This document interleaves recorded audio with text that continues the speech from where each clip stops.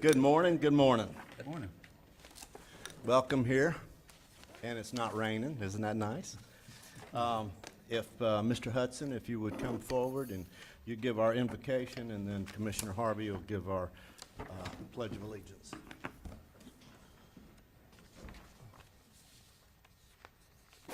Let's pray. Gracious Heavenly Father, we're so thankful that we can come into your presence today because you've given us another day. We know, dear Lord, that every day is a gift from Thee, and it's an opportunity that we might serve not only our community, the ones that are around us, but others. And Father, I pray, dear Lord, that you would give us a servant's heart. I pray that you'll give us a heart of compassion, Father, that you would give us a heart of wisdom. You said in your precious word, dear Lord, if anybody lacks wisdom, let him ask of Thee, and that you'll give it.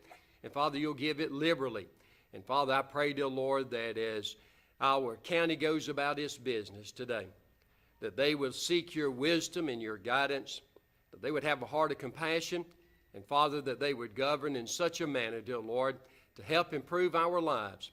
Father, we know that within our community we have many that are hurting and many, dear Lord, that are dealing with issues. Father, help us to come alongside of them and lift them up and encourage them.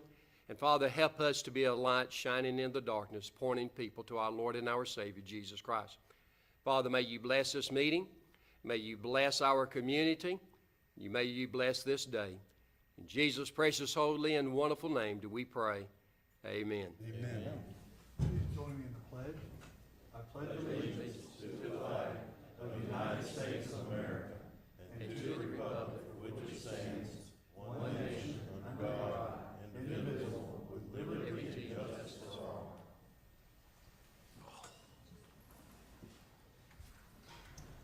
All right.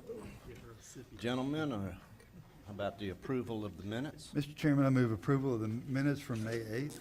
That proper first? I'll second. Okay, proper second. All those in favor say aye. Aye. So moves. Okay, we're going to start with a proclamation as the drug court month, and Mr. Pickens will read this.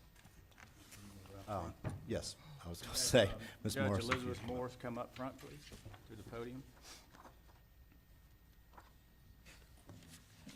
Good morning. Putnam County Proclamation Number 2018-45, declaring May 2018 Drug Court Month in Putnam County. Whereas drug courts and other treatment courts have served over 1.4 million individuals, and whereas they are now recognized as the most successful criminal justice intervention in our nation's history, and whereas they save up to $27 for every $1 invested and up to $13,000 for every individual they serve, and whereas 75% of treatment court graduates will never see another pair of handcuffs, and whereas treatment courts significantly improve substance abuse treatment outcomes, substantially reduce substance abuse and crime, and do so at less expense than any other criminal justice strategy, and whereas treatment courts facilitate community-wide partnerships bringing together public safety and public health professionals in the fight against substance abuse and criminality, and whereas there are now more than 3,000 drug courts and other treatment courts nationwide, and whereas drug courts and other treatment courts are the cornerstone of criminal justice reform sweeping the nation, and whereas treatment courts demonstrate that when one person rises out of substance use and crime, we all rise. And whereas the time has come to put a treatment court within reach of every eligible person in need, whereas the Putnam County Board of Commissioners recognizes the successful work of the practitioners and participants of drug court programs to reduce the impact of drug abuse in our community. Now therefore be it proclaimed by the Putnam County Board of Commissioners in this meeting assembled on the 22nd day of May 2018 that the month of May 2018 is hereby declared Drug Court Month in Putnam County, and all citizens are urged to recognize the significant contributions of drug courts and congratulate this year's drug court graduates. Mr. Chairman, I make a motion that we adopt this proclamation. Second. All right, we have proper first, proper second. All those in favor say aye. Aye. Okay, that moves. Thank you. Good.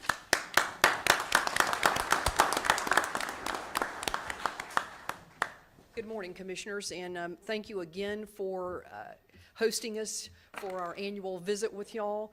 I appreciate the continued support that we get from our commission. It is really a wonderful thing for the drug court program. I want to tell you a little bit about drug court. Some of you may have heard this before, but I think it's worth repeating every year because everybody needs to hear it. We spend somewhere between 13, 14 months, up to 3 years with our participants, trying to help them change their lifestyle to become a drug-free person who is contributing to our society, who's not committing crimes, who's raising their children, who have their own homes, have their own jobs, have their own cars, and are just getting back to what we consider a normal everyday life. We have, worked diligently with drug court. On Wednesday, we are going to have our 50th, count that, 50th graduation Wow. in drug court since it began. Yes. As y'all know, Art Nichols was instrumental in getting the drug court started here in Putnam County, and I took it over when he retired, and I think I've been in it around 8 years now, or somewhere thereabouts. But it's a wonderful experience for me as a judge. It's probably one of the most rewarding things that I do as a judge, but it gives back to our community. Our participants give back to the community. While they're in drug court, they do 140 hours minimum of community service. Most of the time, they're doing much more than 140 hours, but that's just a minimum that they have to do. They have to work on repaying any restitution. They can't commit any new crimes. And as this proclamation said, the way drug court changes these folks' lives is miraculous. You're going to have an opportunity to maybe hear from a few of them in just a few moments. But again, I want to thank the Commission for your continued support of drug court and tell you how vital it is for us to continue this program here. It saves lives. It diminishes crime and just, changes our community. And it's an important thing that we need in our community to keep changing. So I'm going to introduce my drug court team to you now because I want to tell you about the people that I work with. So if my drug court team will just stand up. Okay, so we have, in the first row, we have Miss India Williams. She is a drug court counselor with Stuart Marchman. Right behind her is Miss Suzette Young. She's a senior drug court counselor with Stuart Marchman. Next to her is Miss Kimberly Clark. She is our drug court manager. And next to her is Miss Sarah Morris. She is with the Public Defender's Office. She is the attorney that represents the Public Defender's Office. We also have Colonel Wells with us this morning. The Sheriff's Department is a super partner for us. I mean, I just can't tell you how much they do to help us make sure that, our folks are where they're supposed to be, doing what they're supposed to be, doing what they're supposed to be doing. We have a probation officer that works with us. He's not here this morning, and we also have a representative from the state attorney's office who's unable to be here this morning. But we meet collectively as a team each week before we have drug court, and thank you, folks. Y'all can have a seat.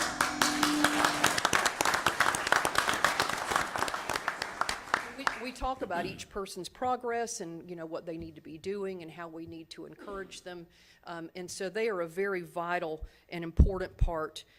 Miss India and Miss Suzette develop a very personal relationship with our participants, and they are very vital in our program, making sure that our participants are getting everything that they need from a counseling standpoint. At this point, I want to ask my drug court participants who are here this morning to stand up. Wow.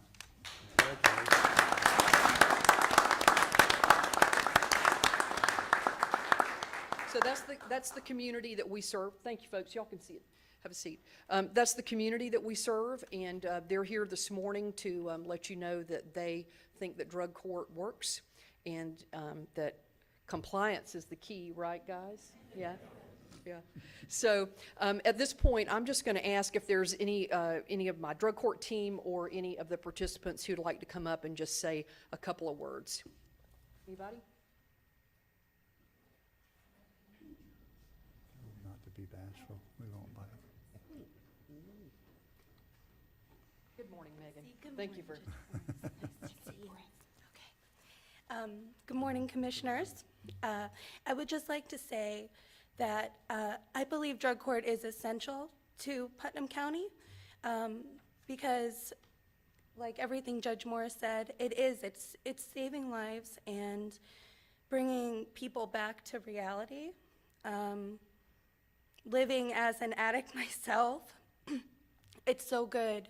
It feels so good to be part of the community, and drug court brings us closer to the community. And when we first all started this program, of course, we thought that we had to do this. This is, or it's back in jail for us. But no, I can say all of these participants right now want this program. And our counselors in the drug court team are absolutely amazing. They work tirelessly for us. And the best thing about it is that they just don't do it because it's their job. They really care. They really care about us, and they care about this community. So I believe that we really need to keep this program going in Putnam County because not only is it benefiting the participants, but it's also benefiting our children to have healthy, strong, structured parents, and it will keep going. So, thank you. Thank you.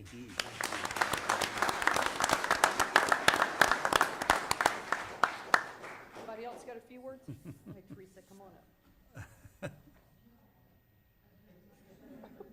Come on up, Sarah.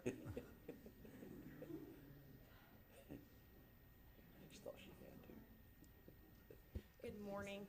I just wanted to say a few words. Again, my name is Sarah Morris, and I am an assistant public defender representing the Public Defender's Office. I am essentially the criminal defense attorney that speaks on behalf of the participants in pre-meetings for their legal needs or anything that I feel I need to address as far as their rights.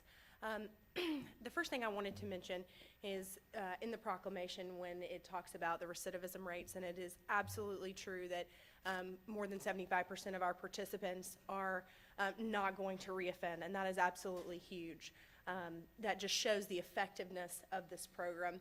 And then secondly, the only other thing I wanted to say is the reason I love being the assigned defense attorney to drug court is because it is the only time that I'm in the courthouse that I am not in an adversarial position with the state attorney. So when I'm in other courtrooms, my felony criminal cases, my misdemeanor cases, my juvenile offender cases, the state attorney and I, we are in different positions. We are very much on the different side of the bar, if you will. But in drug court, the beauty of that is when Mr. Janesk and I are sitting next to one another at a table, we are together. It is the one time that I am in court every Wednesday that I am with, the team and Mr. Janesk, and we are very much on the same side, and we are like, what can we do to work together through the legal system, through the justice system, to make this person's life better and to help them move forward in their rehabilitation. And it's just a very good feeling. It's very rewarding for me because the state attorney and I, who is normally prosecuting and I'm defending, and we're figuring out how we can meet a happy middle ground, it's very much just both of us working together to figure out, what can we do on the legal side to assist this amazing team that we have here to move these individuals forward in their recovery and their rehabilitation. So it's very rewarding from a legal standpoint, and most importantly, it helps to prevent these individuals from returning to the prior decisions that they had, and keeping that recidivism rate down here in Putnam County. And I believe that's a huge part of what makes this program very beneficial. So thank you for your time. Thank you. Thank you very much.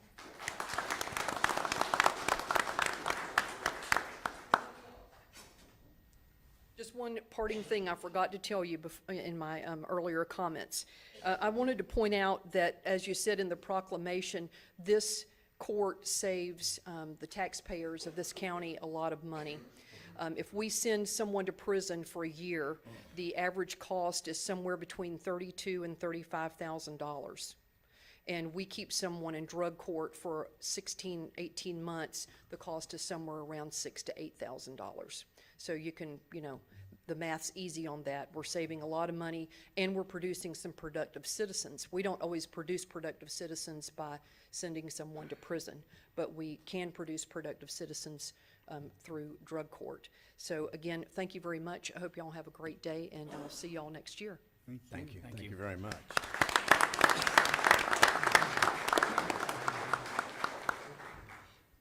Yes. Ms. Morris? Would you mind them come up front and have a picture with us all? We'll stand in. Yes. We'll stand back here and y'all.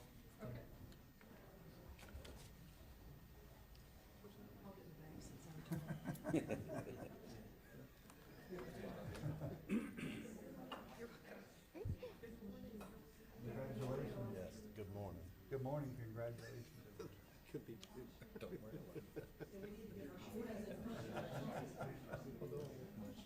Everybody's tall in that group. Yeah, you gotta have a couple rows.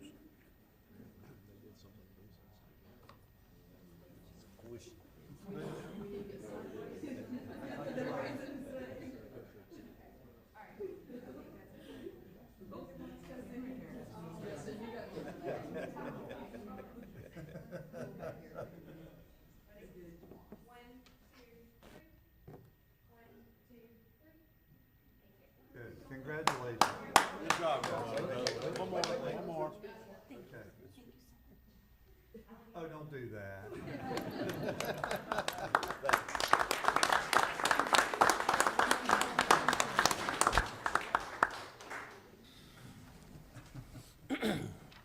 Okay, we'll now have a proclamation for National Safe Boating Week.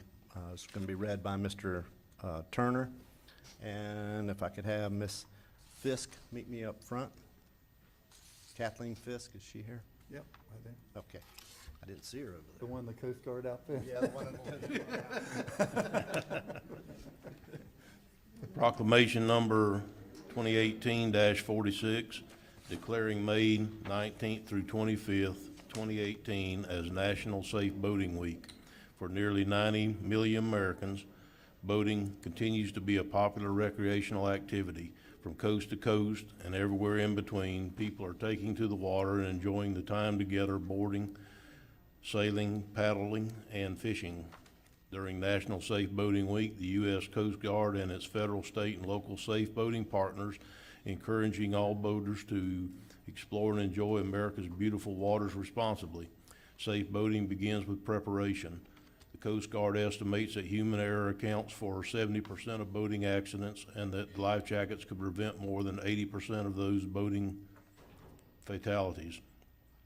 Through boating safety procedures, carrying life-saving, emergency, distress, and communication equipment, wearing life jackets, attending boating course, participating in the boat safety checks, and staying sober while navigating, we can help ensure boaters on America's coastal, inland, and offshore waters stay safe throughout the season. National Boating Week is observed to bring attention to important life-saving tips for recreational boaters so they can have a safer, more fun experience out on the water throughout the year.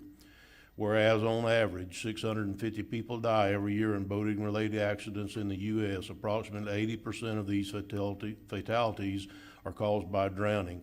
And whereas the vast majority of these accidents are caused by human error or poor judgment and not the boat, equipment, or environmental factors, and whereas a significant number of boaters who lose their lives by drowning each year would be alive today had they worn their life jackets, now therefore be it proclaimed by the Board of County Commissioners of Putnam County that the Board of County Commissioners is in support of Safe Boating Campaign and proclaim May 19th through 25th, 2018 as the National Safe Boating Week and the start of the year-round effort to promote safe boating.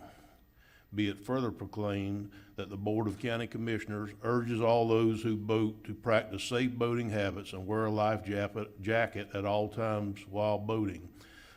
Done, ordered, and proclaimed this 22nd day of May 2018. Mr. Chairman, I move this proclamation. Second. Proper first, proper second. All those in favor say aye. Aye. Aye. So done. Thanks.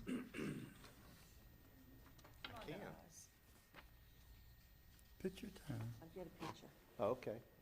Well, we need the rest of our crew. Well, that's what I said, but nobody moved. Come on, crew. Nobody moved. You know my guys, they're shy, Come on, guys. especially Mr. Turner. Most Come on of up y'all here. know me. Sure. Yeah.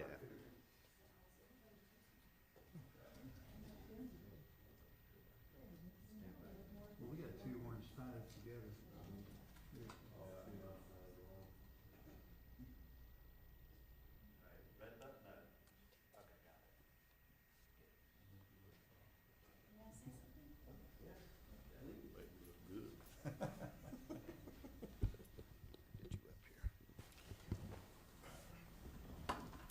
Good morning, Commissioners. Thank you for having me.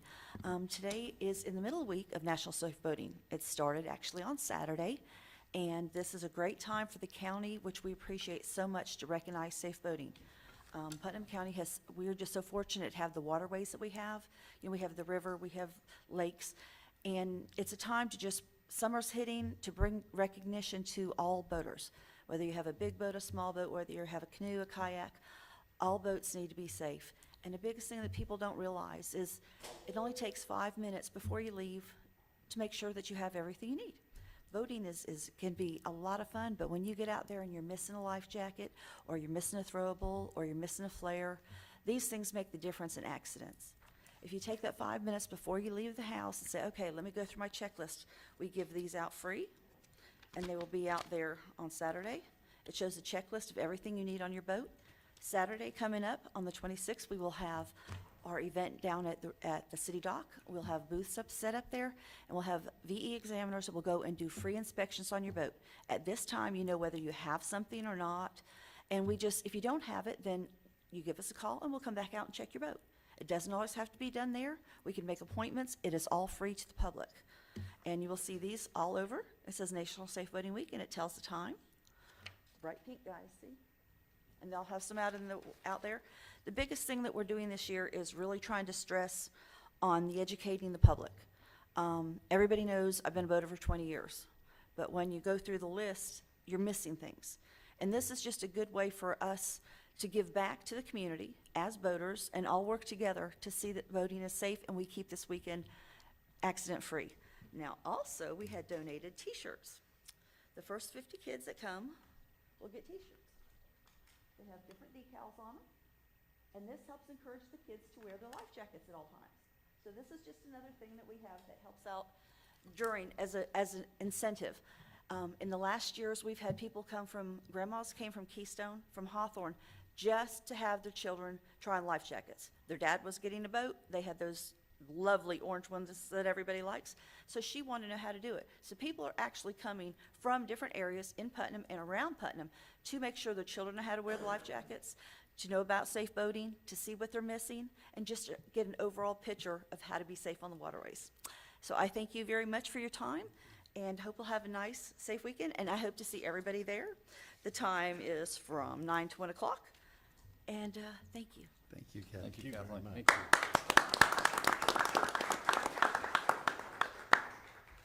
Okay, we're now going to have the proclamation for National Public Works Association Week. That'll be read by Mr. Harvey and Mr. Tompkins, if you'd meet me at the podium. A busy time in Putnam County this week, isn't it? Thank you, Mr. Chairman. Putnam County Proclamation Number 2018-47, National Public Works Week. Whereas public works professionals focus on infrastructure, facilities, and services that are of vital importance to substantial and resilient communities, and to the public health, high quality of life, and well-being of the people of Putnam County. And whereas these infrastructure, facilities, and services could not be provided without the dedicated efforts of public works professionals who are engineers, managers, and employees from state and local governments and the private sector, who are responsible for rebuilding, improving, and protecting our nation's transportation, water supply, water treatment, solid waste systems, public buildings, and other structures and facilities essential for our citizens.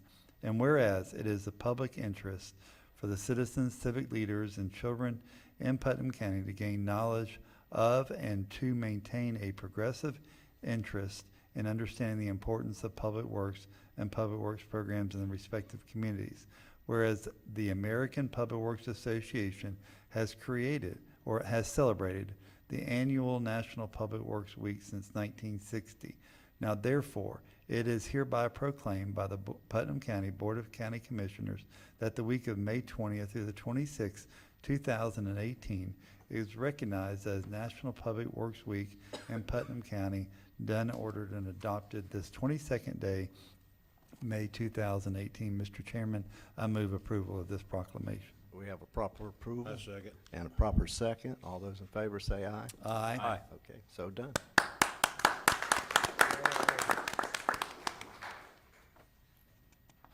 You want your picture with us too? Of course. I just want to We'll get our picture. thank everybody for this, for all our public works staff and everybody that works very hard for the county. This is just a small token of your appreciation for the work they do. Yeah, they do. Good. Come on, let's go get our picture. Mr. Sage, you gonna join us? Sure. I'm gonna stand by Chris and make him look tall. Make me look short.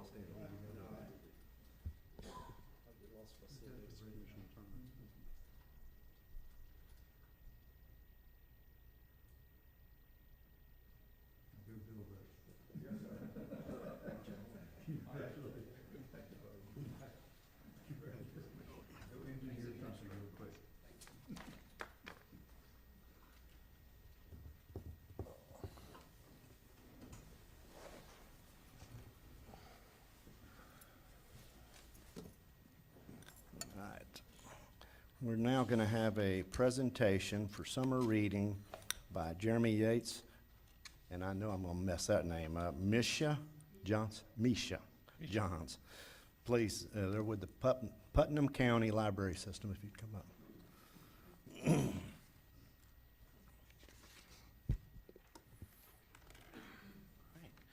So thank you, guys. This is, we're talking about the kickoff of summer reading program.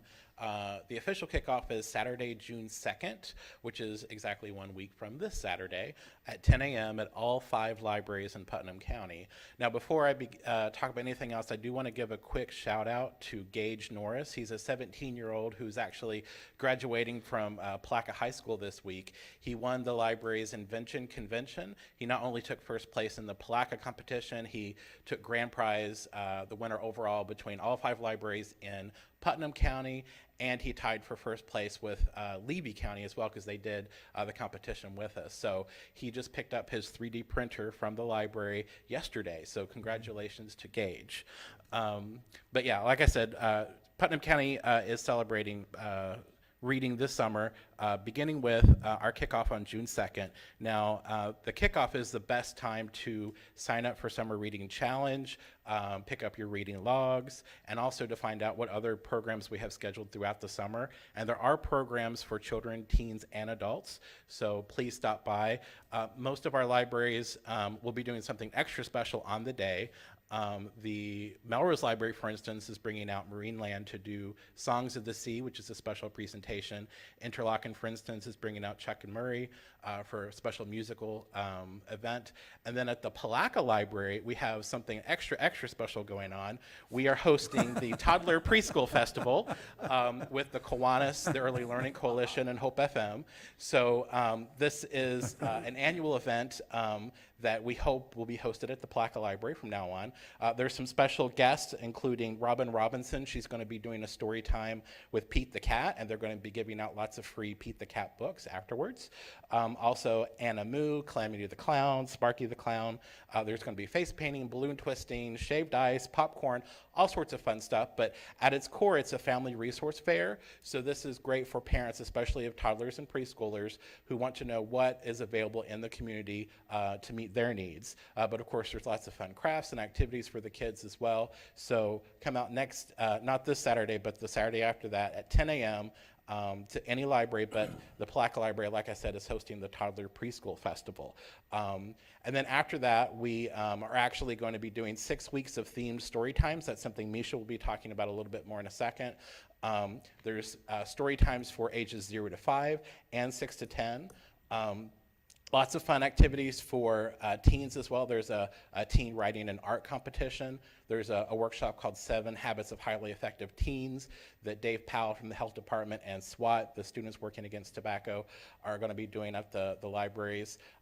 There's Lego competitions. There's maker workshops, which involve 3D printers and robots and fun things like that. We have special guests like Dr. Holly Thomas, who does our STEAM, Science, Technology, Engineering, Arts, and Math workshops. And some more clowns, Pinky B and Groovy, will be coming out. They're not just clowns, they're also magicians and a comedy duo. They're coming out to all 5 libraries. But like I said, there's stuff for adults as well. We are doing something called Putnam at Heart, a local writing competition that will eventually become a literary magazine. That we're soliciting short personal essays of 500 to 2,500 words, poetry, song lyrics, one-act plays that reflect Putnam County. So whether you were born here or whether you moved here and you stayed, we're all Putnam at heart. So that competition is this summer with the deadline being at the end of the summer, August 4th. We're doing that with Crescent City Women's Club, the Magi, the Arts Council of Greater Palaca, and a lot of other groups like that. And then finally, I do want to mention that we're doing something called a How-To Fest. We're doing this at all 5 libraries, and those are essentially little mini workshops that's held throughout the summer. A lot of those workshops are kind of commercials for longer, full-length workshops later in the summer. It's set up sort of like a tasting event so that you can come to the library on the day, visit a lot of different stations, little mini workshops and presentations, find out more about those things, sign up for them, and then come back later in the summer for those full-length presentations. So there's story building workshops with Judy White, which is part of the Putnam at Heart. There's line dancing. There's later in the summer we're going to have gardening classes and all sorts of stuff. So there's things, like I said, for all ages. And just a quick note, when we put age guidelines on our programs, that doesn't mean that people outside of those ages cannot come to those programs. All programs at the library are free of charge and open to anyone.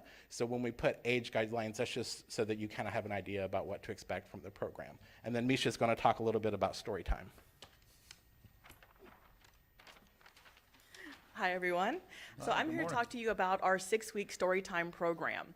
The theme for this year is music and libraries rock, and the specific one for our library is To the Beat of the World. So what we decided to do is to take instruments from all around the world. We're going to learn about a different instrument every week and how it was developed in certain countries. They're going to have a little bit of history about the instrument. Then we're going to read stories and fairy tales about those instruments from the countries. So we'll be traveling all around the world. We're going to be going to Japan, Russia, Paraguay, Cuba. We'll visit the Cherokee Nation in North America. We're going to go all over the world, Ghana, Malawi, Spain, Austria. And in each country, we're going to learn about a particular instrument. Our first week and second week are both drums. Then we're going to learn about the use of song and dance in music. We're going to learn about stringed instruments, flutes and pipes, and lastly, we'll be talking about guitars.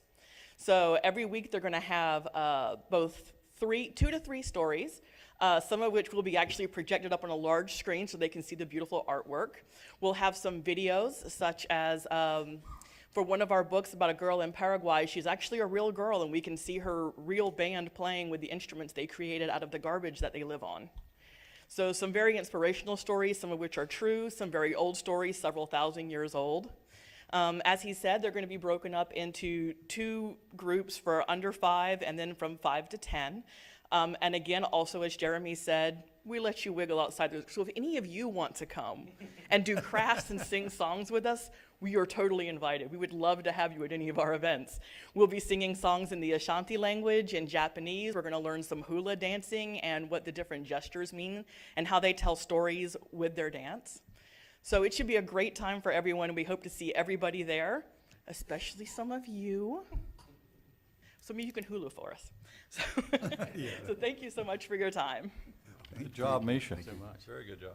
Thank you very I much. love the way you presented that thing right on cue too, by the way. Vanna White better watch out. That was good. Misha John's gonna get her job. She has. I have some of these. So I'm gonna be back, sitting in the back here throughout the meeting. So if we have breaks or after the meeting, if anybody wants them, come up and grab them. They're a schedule of what we're going to be doing all summer long. So Thank you. Yes, thank you very much. Mr. Chairman, if she gets you the hula dance, I sure want a video of it. I don't think that's gonna happen. Mr. Pageant, is going to have a presentation for the Children's Trust Fund. That's fine. Good morning to everyone. I want to thank you for the opportunity to reappear before you and continue our conversation about a Children's Trust Fund of Putnam County. I want to say two things at the outset. One, I noticed on your agenda that I was identified as being associated with Live Putnam, and very definitely am. And our board has is unanimously supportive of the concept of a Children's Trust Fund for Putnam County. But again, we do not claim authorship nor ownership. We are just one spoke in a ever-enlarging wheel here in the county that would love to see a Children's Trust Fund of Putnam County become a reality. And the second thing I want to mention, I know at the last opportunity I had to speak with you folks, I turned 10 minutes into an hour, and I promise to be much, much briefer than that this morning.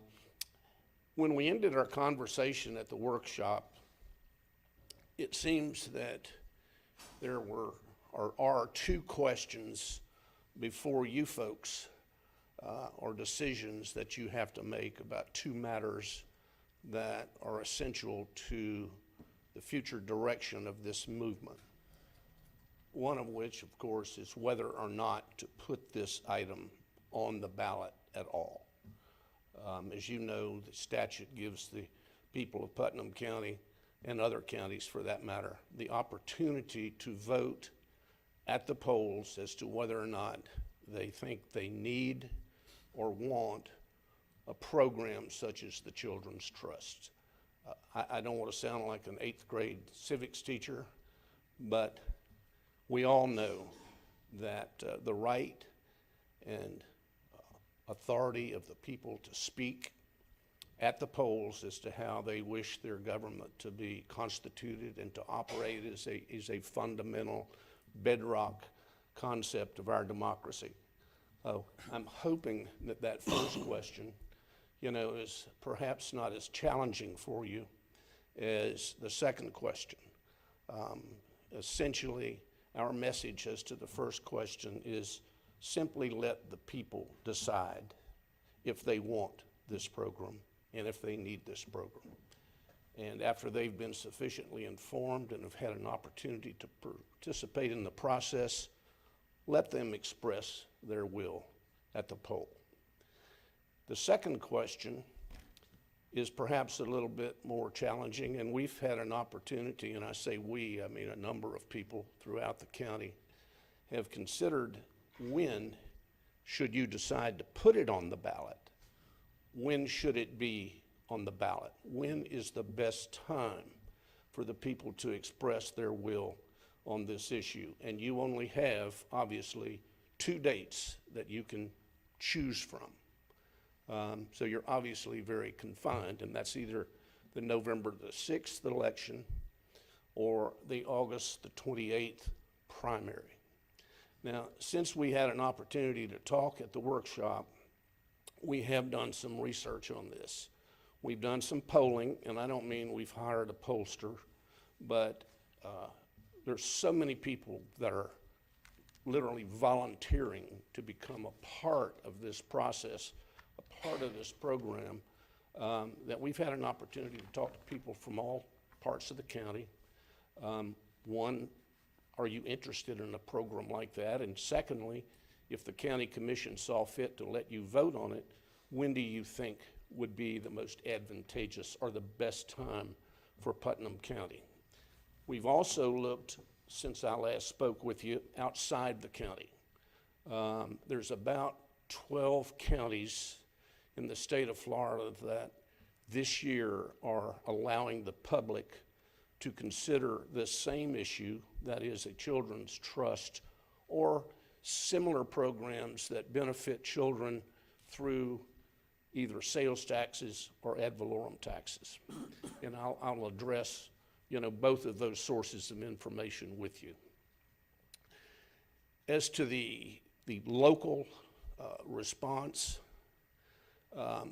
People have made some very accurate observations, and Mr. Overturf, when he was here, and spoke actually at the workshop, but he shared information with you about the upcoming elections.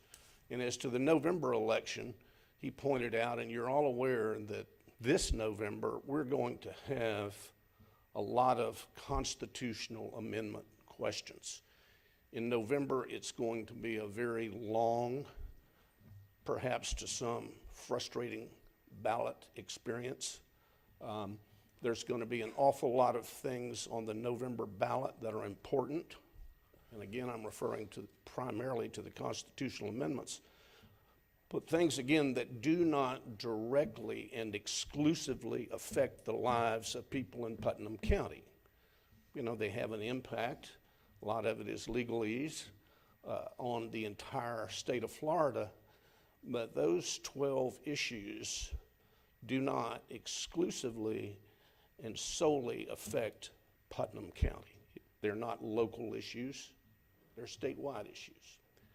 And whether we like it or not, we know from our own experience and experiences that have been shared with us by others that oftentimes when you get into a 3-page ballot, which is likely to be the length, I talked to Mr. Overturf yesterday, he would have been here today, he's at a conference outside Putnam County and couldn't be, but as he indicated at the workshop, this ballot's going to be very lengthy, and there's a good probability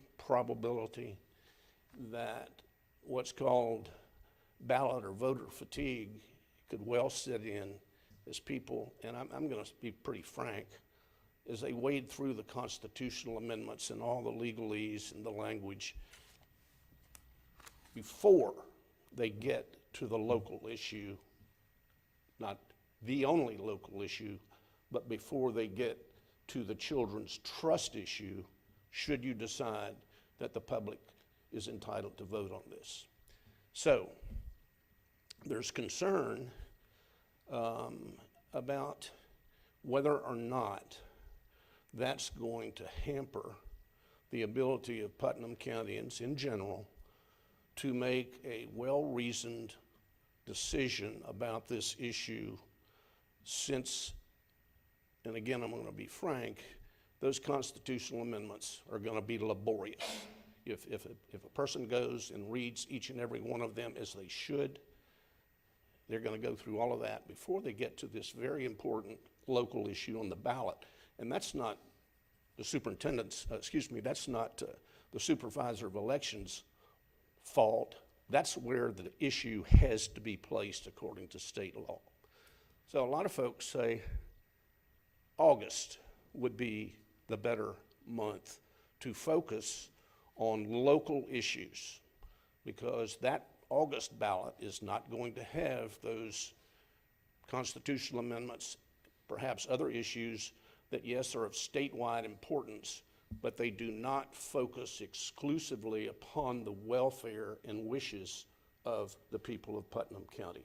As you know, we'll have our local elections, school board members, county commissioners, other folks that represent our area. And the consensus is that August would be the time, or the best time, to put it on the ballot if you choose to put it on the ballot. Now, we did step outside Putnam County to see what other counties are doing, as I mentioned.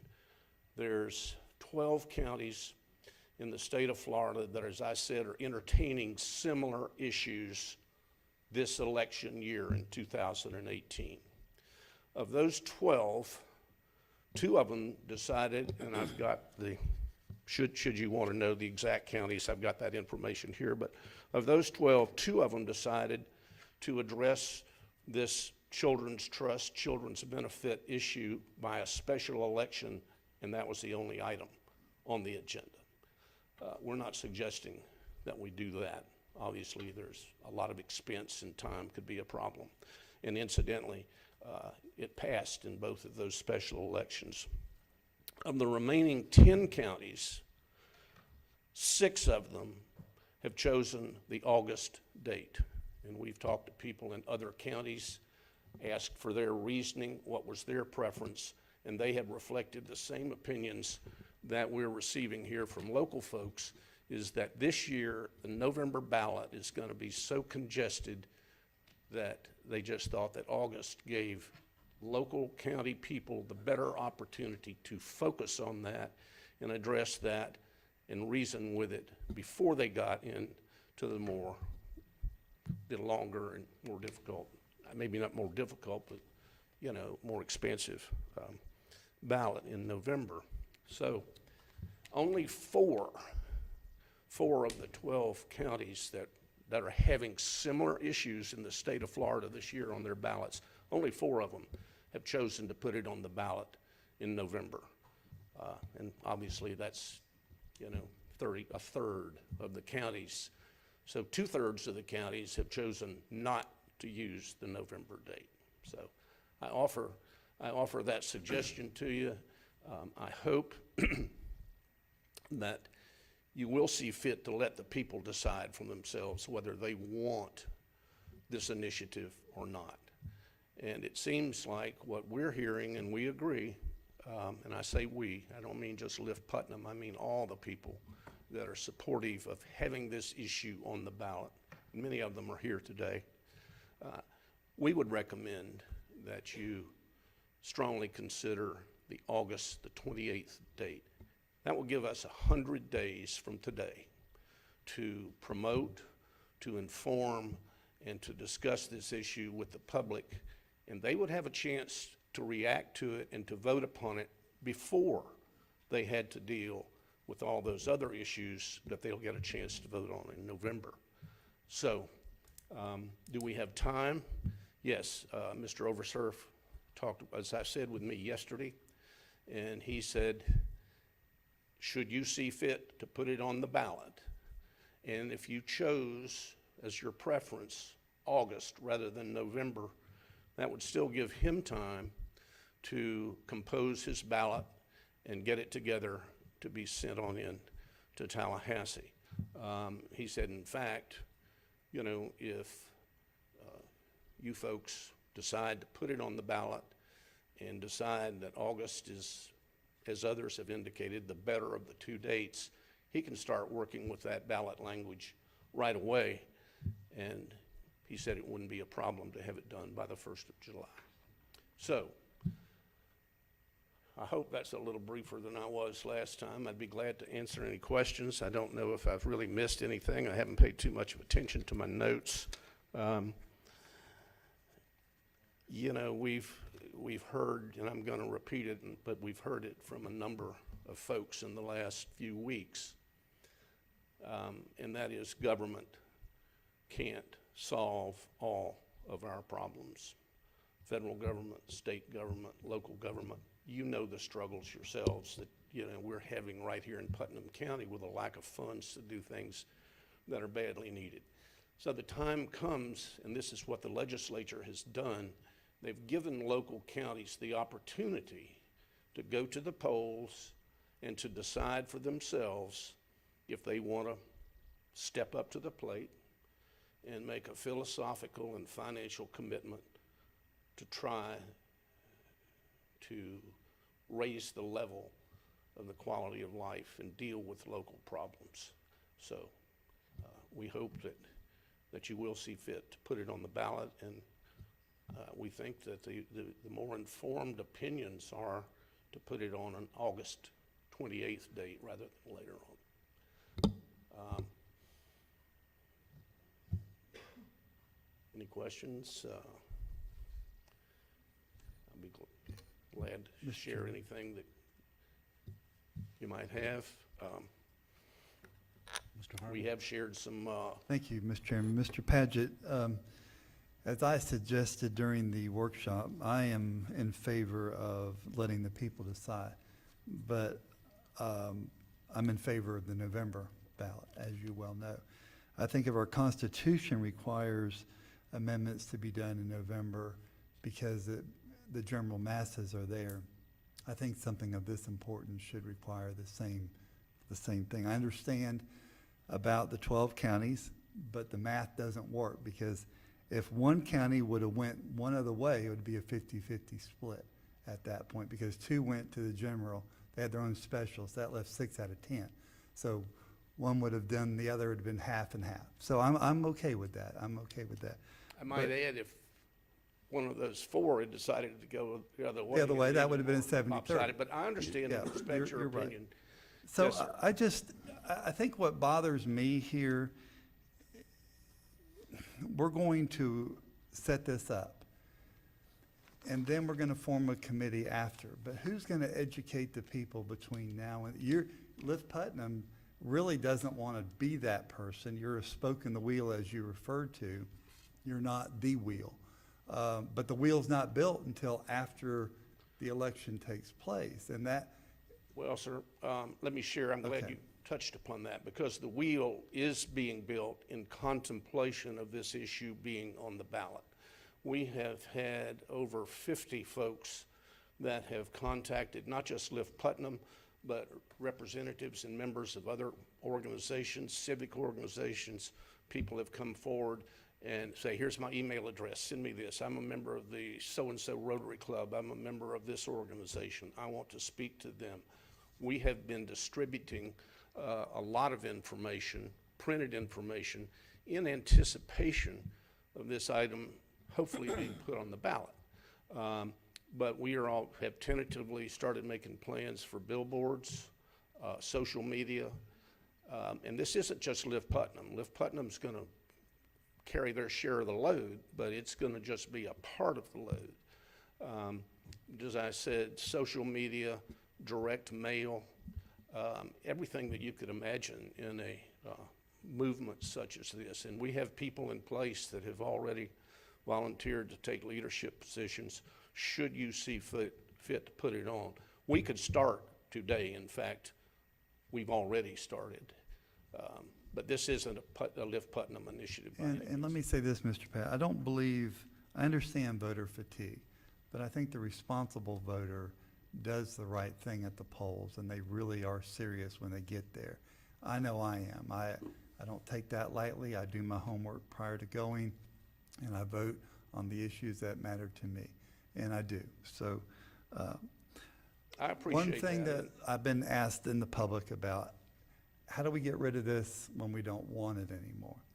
And since we're not a charter county, okay, we can, I think the law says we have to get 6,500 petitions to put something back on the ballot or something like that. Answer that question to the constituents that are watching today. How does the county commissioner, 5 years, 10 years down the road, they don't want it anymore, not just a handful, I'm talking people don't want it. How do they get rid of it? The same way it was created to begin with, and that's by the people. It doesn't require a petition or a large number of people to petition a governmental entity such as yourselves. The statute specifically says that if the public becomes dissatisfied with it prior to its sunsetting in the 12th year, if it just turns out to be a mistake, then you folks have the opportunity to put it back on the ballot. And if the public doesn't want it anymore, they can vote it out or keep it. It's that simple. And then there's also the process if you have council members who are acting inappropriately or just should be removed from the council, then there's a process whereby recommendations can be made from the public, and I think that includes county commissioners, to the governor, and the governor has the authority to remove that person, even though they may be an elected official to some other post in the county. Thank you, Mr. Pageant. Mr. Chairman, I yield the floor. Mr. Pageant, well, thank you. Yes, sir. This is not something we're going to vote on today, I and this know. is something that a lot of discussion will be made in our workshop, because I know you're presenting all the pros, but there are also a lot of cons. So we do appreciate it, Okay. and thank you very much for your presentation. Thank you, and we did have an opportunity to share some ballot language and some ordinances that have been passed in other counties with your legal staff, and if there's anything else that any of us can do, just let us know, and thanks again for the time. Okay, Mr. Turner. Yeah, Jim, hang on a second, please. Couple of comments and questions. The first one being, the committee, the Children's Trust Committee that runs it, that's actually laid out by statute, correct? Yes, sir. You presented that, so there Yes, was five people that were like a county commissioner, the superintendent of schools and such, and then there were five people that were appointed by the governor from a list of 3 per person, is that correct? Yes, sir. 5 of them, as you say, are set out by statute, and it is a member of the Board of County Commission as chosen by you folks. A member of the school board is chosen by the school board superintendent of schools. One of the judges in the county that handles juvenile cases, and then a representative from the Department of Children and Families. Those 5 are mandated by the statute, and the other 5, the governor picks from a list submitted by you folks to the governor. And what date was that Supervisor Overturf said that we needed the information by again? You said it, but I missed the date. Well, he said as soon as he knows if you're deciding to put it on the ballot. And I don't want to presume anything, but most of these other ordinances that have been enacted in the state that put it on the ballot also contain the ballot language itself. So if you decide to enact an ordinance, I'm imagining him that it will probably have the ballot language that you think is appropriate. He said as soon as he saw that language, he can start doing what he needs to do. And if at the end of the process, something happened and it wasn't actually going to be a reality, he said it's no problem, he just takes it off the ballot. But that's by, it sounds like the first week in July is when they would have their final version. But he said they could start adding to it, and the language can't be over so many words, so. Okay. Mr. Chairman, if I'd like to ask our attorney, our next step here, if we decide to move forward on this, would be to pass a motion saying that we're going to come up with an ordinance that says we're gonna do this. What is the next step of making this happen if the board decides to move forward? Well, administration would need direction from the board by motion or consensus to advertise the proposed ordinance for a hearing before one of your upcoming meetings. So we would need that direction to actually advertise the ordinance, and then also direction at the same time as to when, which ballot you would want it on, because that would be something that we'd need to put into the ordinance that gets advertised. And I believe you have the draft of the ordinance that we would be advertising to come before you. Certainly no decision about putting it on the ballot would be made until we actually have the public hearing on the proposed ordinance. Mr. Chair, if I might follow up on the previous question from Commissioner Turner. We all received an email from Supervisor of Elections, Mr. Overturf, in order for us to be able to get this on the on the August 28th primary, we would need to have the ordinance in place no later than June 22nd. Now, we do have Board of County Commission meetings scheduled for June 12th. So we could certainly make that deadline there, but we would need direction, like Mr. Manning was saying, as to the will of the board this morning as to the date, whether it be the primary in August or the general in November. But we do have a deadline of June 22nd from Mr. Overturf on getting everything to his office to be included in the August primary. I guess I need to clarify. I thought this would be discussed in our workshop. No, sir. Mr. Chairman, we discussed this at our previous workshop to come here today for the commission to hear the presentation from Mr. Padgett again this morning for a recommendation to the Board of County Commissioners, or for a recommendation from the Board of County Commissioners on whether or not we're going to move forward with the initiative and put it on the ballot, and then make a decision as to whether it will be on the August primary or the November general ballot. Yes, sir, Mr. Harvey. Mr. Suggs, if the board so decided to say, okay, on the 12th, we're going to have ordinance, do we have to dedicate the date right today, or can we just say, we're looking at these two dates and the ordinance, we'll pick that? Because I wasn't prepared today to do this. We were getting a presentation. But it seems like if the board decides to do it for August, then the 12th is a pretty serious date for us. And if it's in November, then it's not so serious of a date for us. So my question is, do we have to today whittle that in stone, or can we just say, let's talk about the ordinance on June 12th and leave the dates? We know 2 dates. We know those dates. And we could pick that, and we can change ordinances, titles and wording as we talk about it.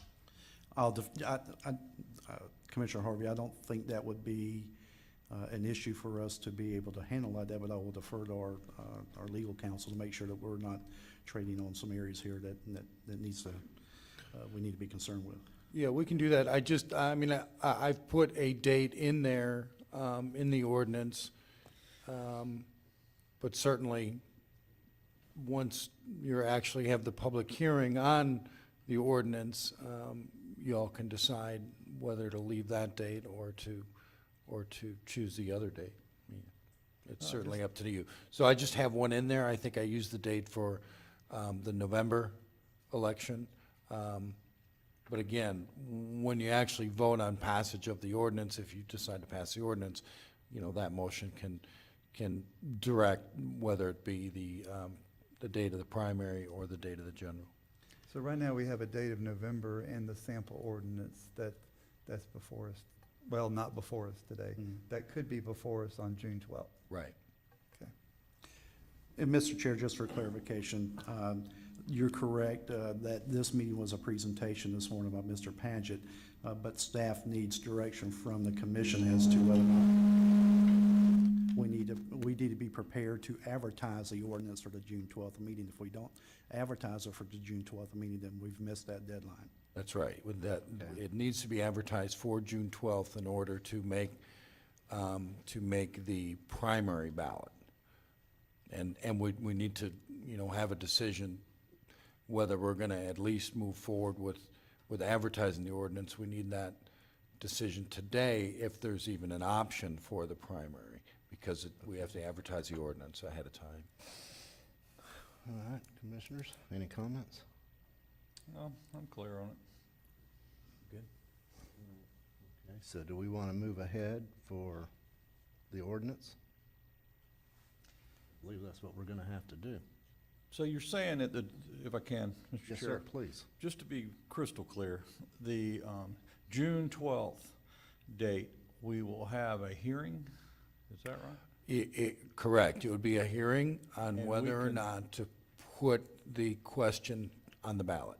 Either And date. which ballot. Either date, Correct. November or August. Correct. Okay, I'm clear. So that does give us that cushion, that room to learn more about this, to see more that's involved, to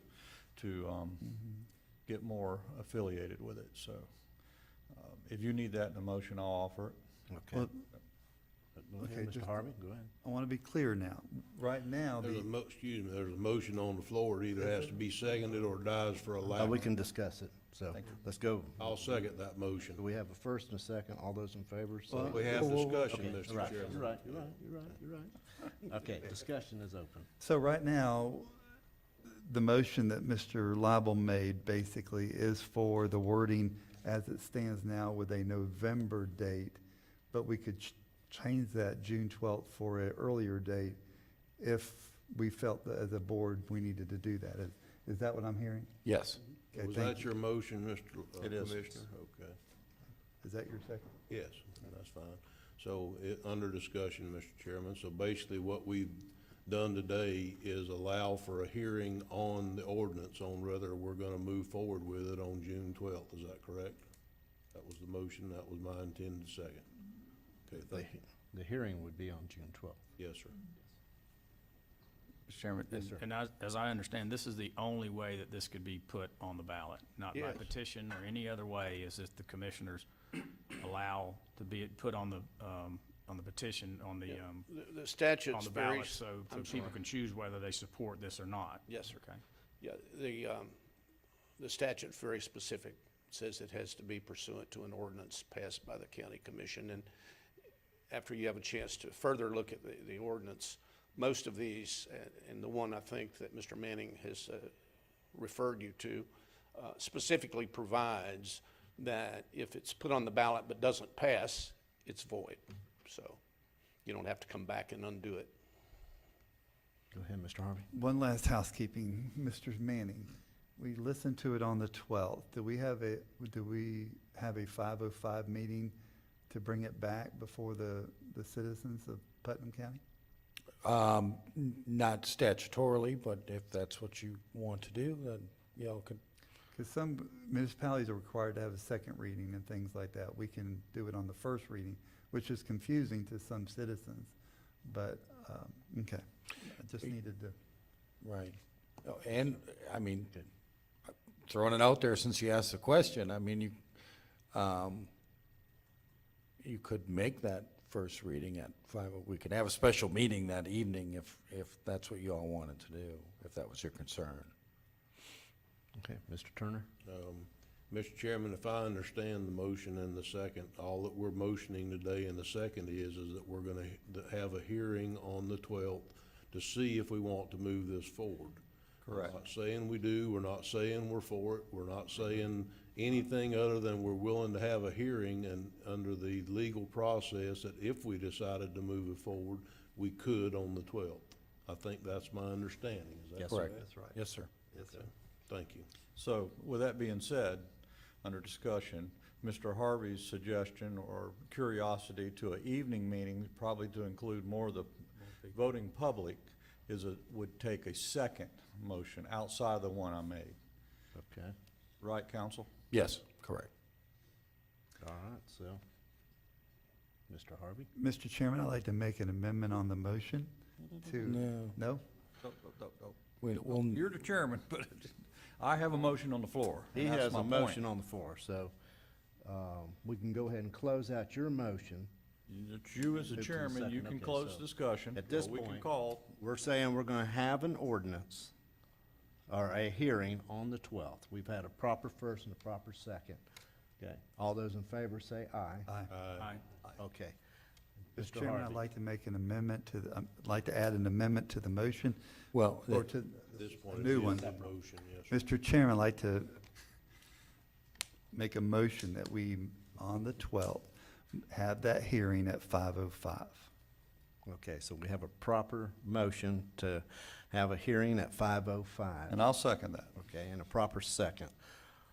Okay, any Under discussion? discussion, can we just have a minute to check our schedules to see if we're available at 5:05 on the 12th? I mean, I'll make myself available. Yes, sir, we can no do matter that. what, but unless my child's getting married or something. And then you Are they can move the planning date. that, or do you not know? Oh, I just died in the last to know. You know what, we have a City of Palaca meeting at 6 o'clock. We have a City of Palaca joint meeting at 6 that night. I thought we had something on June 12th, yeah. So, we shouldn't conflict. That's it, June 12th is your normal Board of County Commission meeting, followed by your Board of County workshop at 2 o'clock that day. And we do have a city-county meeting at 6 o'clock scheduled. Sounds like a long day. Well, we're gonna be here anyhow. I mean, we may be late getting started on the city-county joint meeting, but Okay. I'm ready. Thank you, Mr. Chairman. Discussion? Okay. All right, then. All those in favor? Aye. Aye. Okay, so it moved. So you have, your direction is. Is that unanimous? Yes, that's unanimous. We'll have the hearing on June 12th, and then we'll have a meeting on, a hearing on 5:05. That's right, on June 12th. It's the one hearing at The one 5:05. Yeah, Thank you very much. Okay. thank you. See you on the All 12th. right, thank you. With that, we're going to take a recess of our board meeting and reopen or open our Port Authority. Mr. Chairman, I move approval of item A, the approval of the minutes for May 8th. If I could, Yes, sir. okay. Yeah, I got to approve. There's a flaw in the minutes. Okay. Let me make the motion, and then we can clean that up. Okay. So regular meeting and May 8th regular workshop meeting, Mr. Chairman. Okay, so we have a proper motion, Okay. I'll second for discussion. proper second. Okay, open for discussion. Okay. On the first paragraph of the minutes of the last meeting, it's got me making a motion and seconding my motion. So You were really quick that day. I want, that's hard to do. I'm not saying it didn't happen. If it did, we need to clean that up. All right, that's all. I didn't know you could do that. He's just. I didn't kidding. either. Okay. I guess, Tony, we go back to the audible? And clean that up. Okay, all right. I'd like it to reflect Well, do who we the need to true wait second until the came next from. meeting? Mr. Chairman, I withdraw my motion to approve the minutes until they're corrected. Okay. Okay, so we can just bring them back to the next meeting corrected and vote on Yes. them then? That's what we'll do. We Yeah. don't know what the correction is. We'll so wait We don't know who until- made the motion. Yeah, we'll wait. So, okay. Okay, so let's move to our public comment. What was the status of the workshop meeting? Yeah, we can still, Mr. Oh, Chairman, if okay. you don't mind, you can still go through without. the Chairman, I appro- make a motion, we approve the workshop minutes from May 8th. Okay. All right, so. There's a very important piece of business in there we need to Yeah, attend okay. to. Is there a second? Okay, all right, so we have a proper motion to approval of the regular workshop meetings, proper second? Second. Okay, and a proper second. All those in favor say aye. Aye. Okay, open for discussion? No discussion. Okay. Then we'll move now to public comment on Port Authority items. Any public comment on any Port Authority items? Okay, seeing none, we'll close that. We'll move to administration's offer to pay for the buyer's broker. Okay, is that up to Mr. Manning? Is Mr. Suggs, I think. Mr. Suggs? Sure, Mr. Chair, there was a discussion at the workshop on, let me get my minutes real quick. I had it pulled up and moved on. No. I'm sorry? I think it was the May 8th. Yeah, the May 8th workshop discussion was to whether or not we wanted to pay a brokerage fee of 3% for a potential sale or future sales for the property located there at PRC Way, also known as the Spec Building. It was discussed at the workshop. It was a consensus of the Board of County Commissioners to bring it forward for your review and either approval or denial this morning as way of a motion as to approve the payment of a 3% commission. Mr. Chairman, Yes, sir. after discussing this in workshop and giving it some more thought, I would like to discuss possibly something even different from this. I think we need to list that building with a national firm, somebody that can try to sell it. We can still use it for economic development. We could still offer incentives if we chose to do so. There's still all that can be done. But right now, basically what we're doing is we're having our Chamber of Commerce, which is our economic development branch, market the building. They're not realtors. They're economic development experts. Right. So, you know, I think that it would behoove us to go ahead and list this building with a national firm for whatever the going brokerage rate is. And like I said, I don't see where it's gonna hinder us at all in any economic development that may take place in the future. Mr. Chairman, if I could respond to Mr. Turner? Yes, sir. Commissioner Turner, the only thing that concerns me, and I would like Mr. Bergen to come to the podium if you would, please, sir, is we were contracted under a national realtor firm, commercial real estate firm, and Mr. Bergen were to find a deal within the state that would tie the building up. Is that a potential conflict? Out of respect, I'm just trying to bring clarity to that. Brian Bergen, Vice President, Economic Development. Actually, I think you can word your contract that however you choose with a broker. If we would actually get a lead from someone and they would take the building themselves, they may get a flat fee or, reimbursement for their expenses in As marketing. long as we had verbiage speaking to the, Yeah, I think you can word contracts however you choose to when it comes to real estate, within the law. I support you then, Commissioner Turner, completely on that. I think you're exactly right. Just see where we have nothing to lose and everything to gain. Yeah, it might bring a business too, potentially. I completely concur with that as well. It would bring this a lot more visibility to the building. Okay. Mr. Harmon? So for clarity, we can build into our contract, basically with a national brokerage firm, that you're gonna get X amount of dollars, but there's an out for us if we need to have that out. If you bring somebody to the table or somebody else does. Is that what I'm hearing? For example, if we had a lead coming in from one of our regional organizations or for ourselves, there would be obviously a reduced fee that the broker would get, reimbursing them for some. They always have marketing time and effort in them, and they would get something. Which is basically where we started this conversation. If they had sold it, then the broker that they were selling to or whatever would have got their 3%. So basically, I'm suggesting that we do where we started today, that if they sell it, they be in the chamber through the economic development branch of the county, then we would still pay the 3% brokerage fee that they requested as of today. But in addition to that, we need to list it with a national firm. And I know for a fact that we can do that by under contract. I've done it personally before, where you've got to get another person or another firm to agree to your what you want to do. But you can do everything from, if I sell it myself, you don't get anything, and then brokers don't like that one, believe me, but you can get it done. To, yes, if we sell it, you get your 3% that we offered you as a brokerage fee, but you don't get the full fee, and so I think you could find somebody that may be very amenable to that.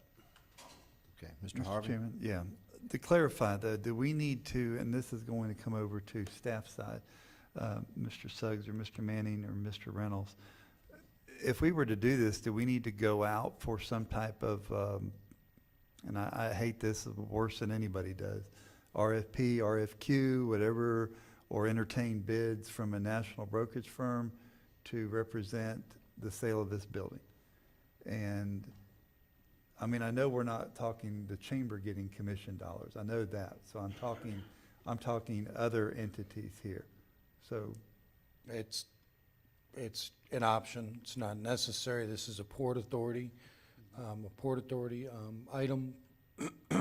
Port Authority owns the building, and the Port Authority is not bound by the county procurement code and that requirement to put it out for bids. If you all want to just direct administration to find a good one, pick a good one, enter into a contract at the prevailing rate, you can do that as well, either however you want to handle it. Okay. all right, thank you, Mr. Chairman. Thank you. Mr. Chairman, if I may?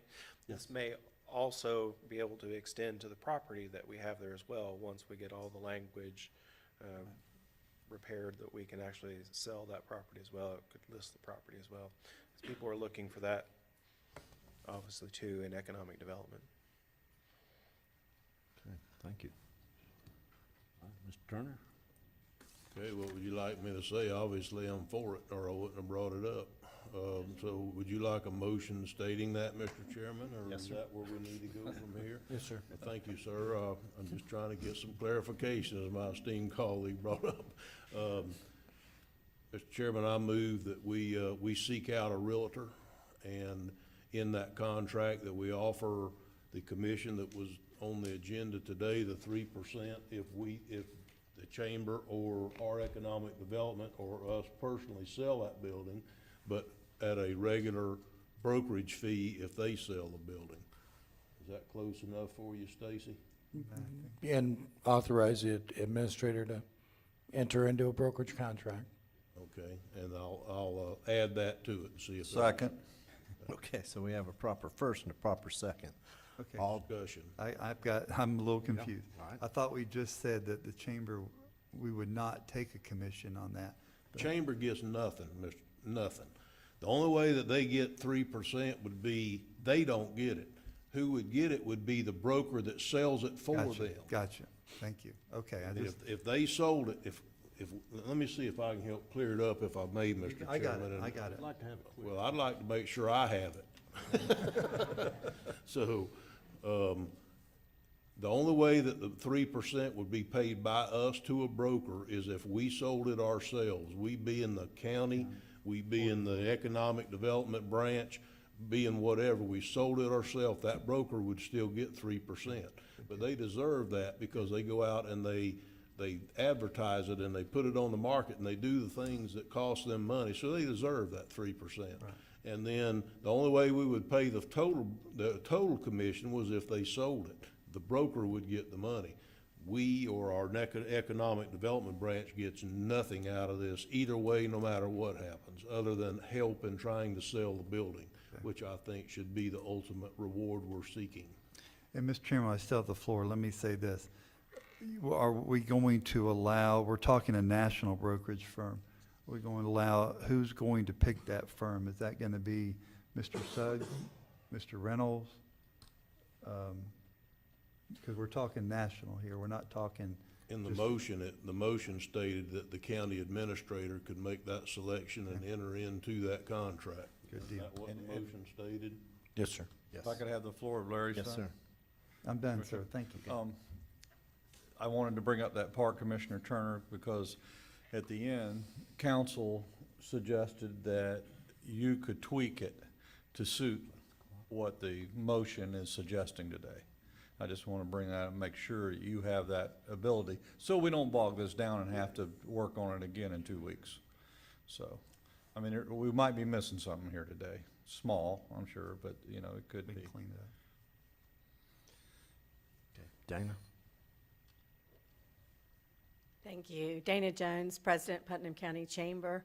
Just wanted to go back and revisit choosing of a firm.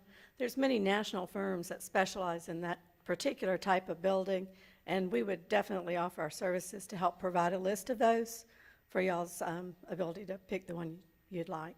Just wanted to offer that. Thank you. Okay, thank you very much.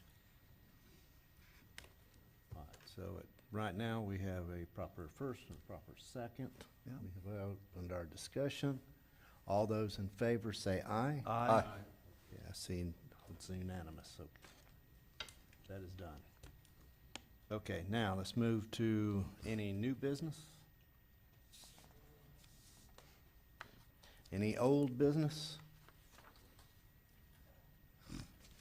Okay, then we'll adjourn. Port Authority will reconvene our board meeting and we'll move to public comment. Again, state your name, your address, limit it to 3 minutes, and my Mr. Chairman, may I request a 5-minute recess or a 3-minute recess before we get started on public comment? 3's fine. we'll take a 3-minute recess before we start with public comment.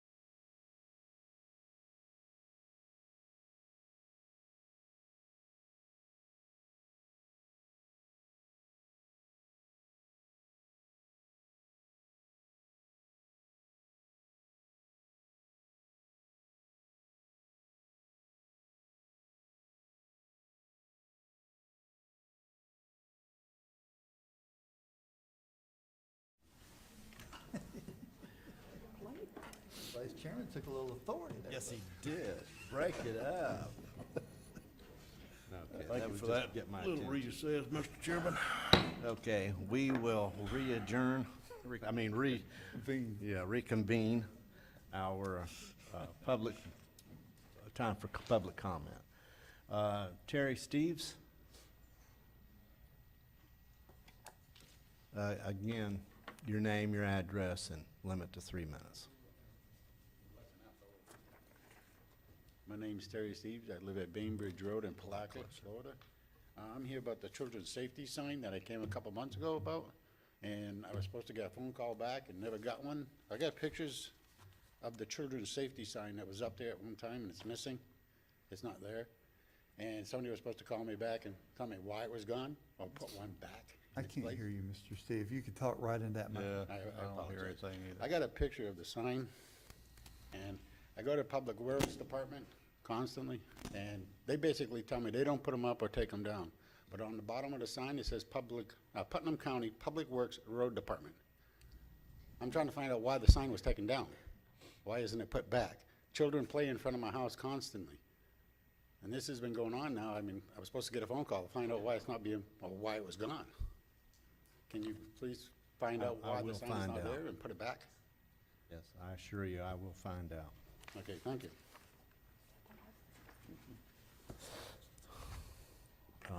Mr. Tim Hoting, you're gonna have to come up here and pronounce that. I always mess it up.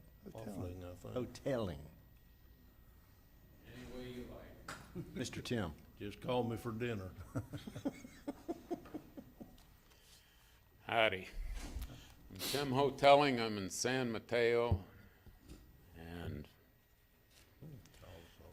I'd like to talk about the presentation you just had on this Children's Trust Fund. I sat through the workshop committee that you had, and there was an awful lot of questions. Brought up the fact that you're talking about almost $2 million. You're talking about the fact that you're going to have an infrastructure put together to figure out how to take this money and give it to other people, and in this case, other people being nonprofits that don't have any transparency whatsoever, that don't have to make any reporting. The presentation was a trust me, you can trust me. I assumed if I had spent an hour talking to you all at a workshop, and you all gave me a chance to come forth with a plan for a public presentation, I would have had something in hand. There wasn't a dadgum thing attached to the electronic agenda that came. He's talking about having mailed out stuff to all kind of people and talked to all kind of people, and unless you guys have had ex parte conversations, all you've got's him saying that that's happened, and he can't even produce a piece of paper for you. He laid a real heavy burden on you guys with all of his forever, you can't deny the voters the right to, voters are ready to step up, rah, rah, rah, rah, and you guys would be a bunch of chumps if you don't give them a vote. Let the voters vote, but what are they going to vote on? You all have a responsibility. I'm sure that the legislature put it in, this whole thing, making them come to you so that there'd be a package that'd be ready for the voters to consider. All you've got is a bunch of wind, and which comes down to credibility. I remind you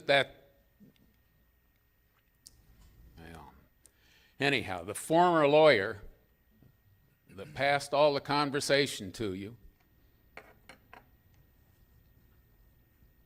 in my mind, has a serious credibility issue, and you guys got to sort it out. He went to the school board. For Lift Putnam, we're going to have this wonderful plan where all these kids, we're going to have all of these classes, and it's just going to be just roses for all of the really wonderful people in downtown Palatka They had the arts people that were coming in that got told that they were going to have half the building and they were going to be able to have all kinds of arts revitalization of downtown Palatka. And then 2 months later, he says, oh, I was only fooling. You go ask Mr. Russo and the downtown arts people what they think about the credibility of what you've got. Right now, you have somebody that came here and didn't even make a public notice that you're talking about $2 million. You're talking about $500,000 more money. You didn't even make mention of the fact that you're already maximizing the cotton picking legal mandates as to how much you can take out of people's pockets. And when it comes time to vote, if this thing turns bad, when you asked, how can you undo it? They're going to undo it by undoing you. I'm sorry. I'm really frustrated with the fact that you all didn't get anything resembling a plan. I'm really frustrated that he's been running around passing out stuff apparently behind your back. I'm really frustrated that he claims to have oodles of people coming and talking to you, and I see no sign on your faces that you've had any of that kind of conversation, what leads me to believe he's full of, pardon me, yeah, questions? You got my opinion? No, sir. And we can have questions. Any questions, sir? And I would have preferred to have him here to say that. The fact that this. Well, Tim, that's what, we do know there's two sides to this, and we're looking on both sides. To have him here. Yes, sir. And just for the record, Mr. Chairman, we also need to understand that Lift Putnam, this is not Lift Putnam's Correct. Separate. deal. They're just Not. one of the presenters and one of the cogs in the wheel, like they said, one of the spokes in the wheel. Yes, sir. Okay. Any other public comment?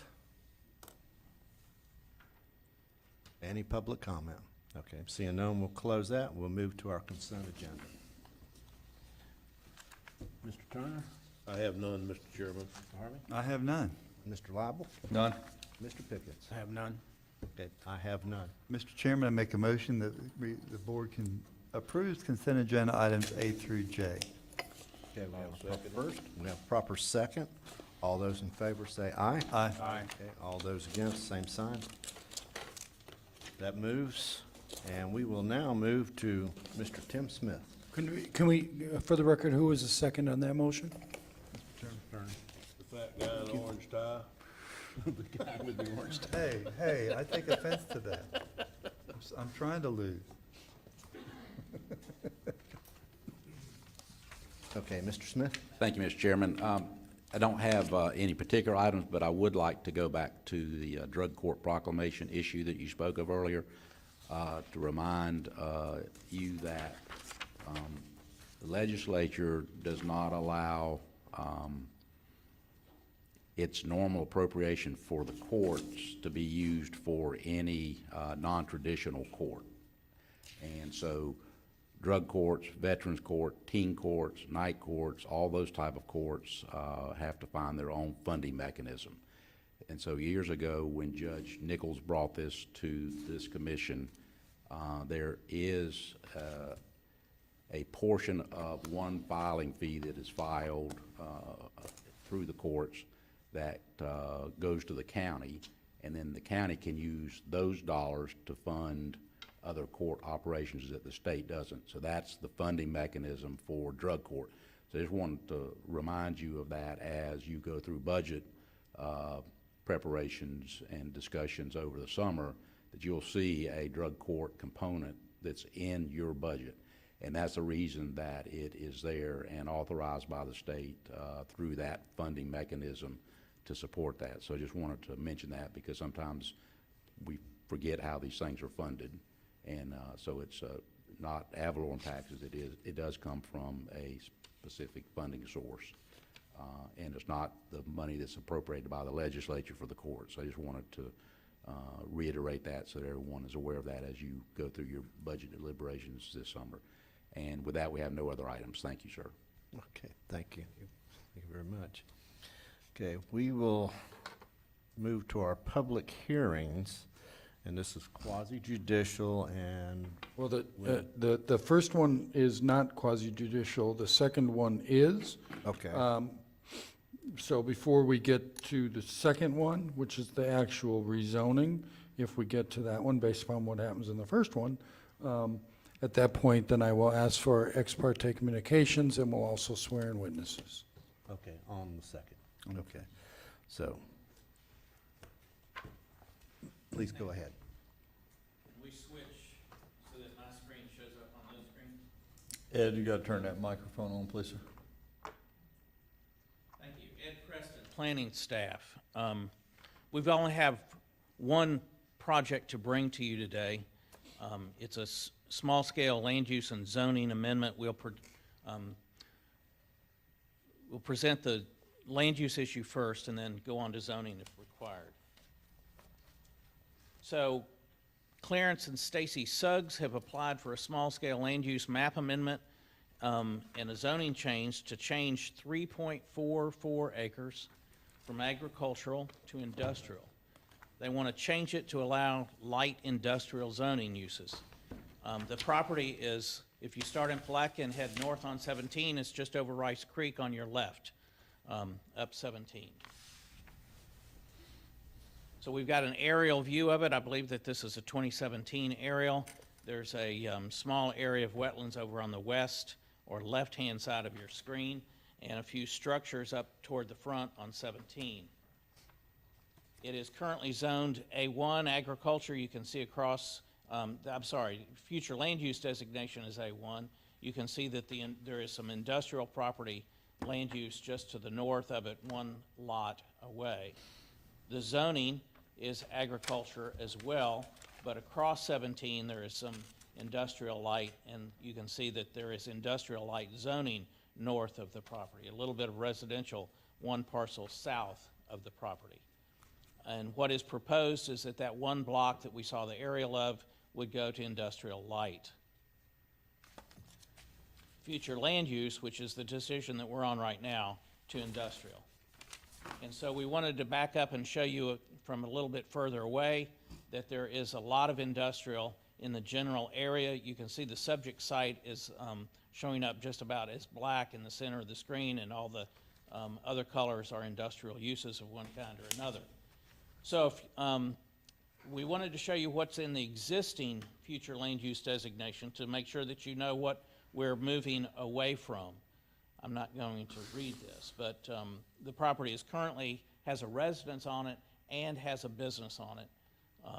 So that's what the agricultural use is now. What is proposed in industrial consists, is that the map would consist of areas intended to be the primary industrial locations, and associated with that would be manufacturing, assembly, processing, and storage of products. It goes on to say that it may be used as allowed by the agricultural zoning district that it is. There are limited residential uses that are allowed as an accessory to an industrial use, so the mobile home that sits on the property that serves as a residence can stay there even after some action be taken today. And going on, there are four more items that have to do with the consistency with the comprehensive plan.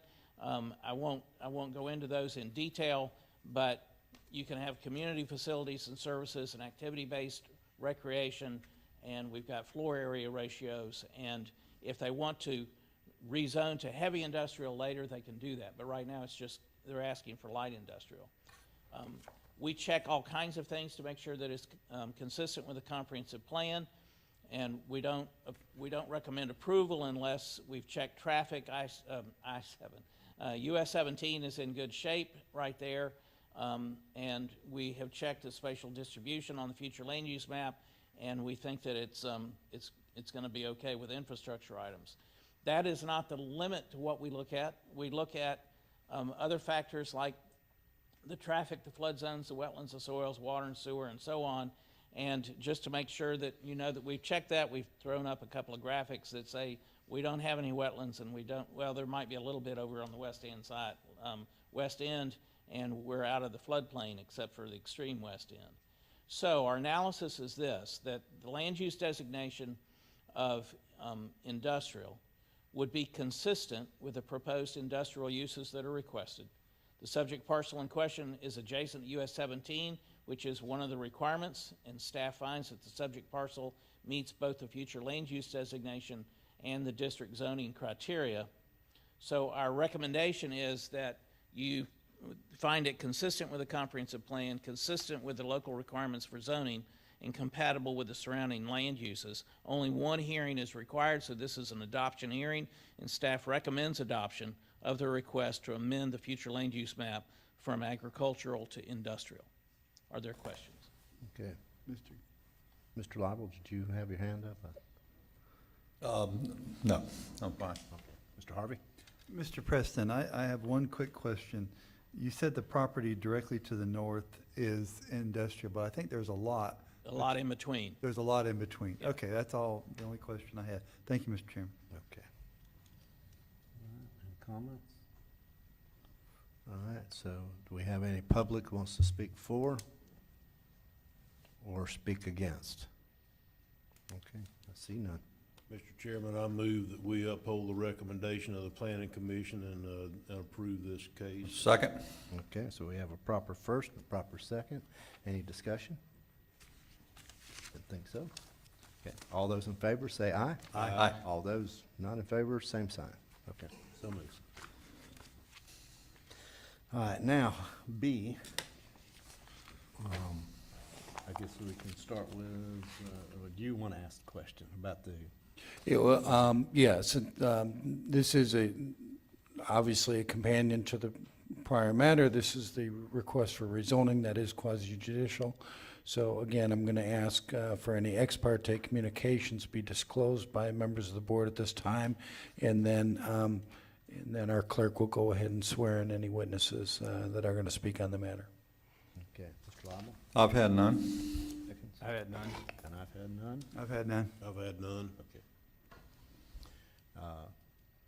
Just gotta swear people. We're sworn. That's the others. I do. I do. Okay, Mr. Preston. Thank you. This is a companion ordinance. This is the companion zoning to the land use that you just approved. The applicant has not changed. It's still Clarence and Stacy Suggs. We're still talking about 3.44 acres. They're asking to rezone the subject property from agriculture to industrial light in order to allow new business that requires industrial light, and there is an occupied dwelling on site. We've talked about where it is. The aerial hasn't changed. We still have a future land use, well, there was a future land use designation of A1. It is now industrial. The current zoning is ag, and you can see industrial light north and residential 2 south. Both of those are separated from the property by a parcel. And across US 17, there's some more industrial light, some industrial public facilities a little bit further north than that. If you want to keep the agricultural, we've got what the language is there, but I'm not going to go into that too much. What is proposed is the industrial light zoning district provide an industrial district for the use of industrial and mixed use classifications on the map. There are so many allowed uses in industrial light that it took me 2 slides to show them to you. I'm not going to read them off, but that's the first 10, and those are, I thought there was a second page. The factors are that we looked at, again, traffic, flood zone, wetlands, and so on. And our analysis is that the proposed zoning district of industrial light would be consistent with the industrial uses. The subject parcel in question adjacent to 17, which is classified as a principal arterial, and we find that the parcel meets both the future land use designation and the zoning designation. We find that it's consistent with the comp plan, consistent with the requirements for zoning, and compatible with the surrounding land uses. And again, we recommend approval of the request to amend the zoning map from Ag 1 to industrial light.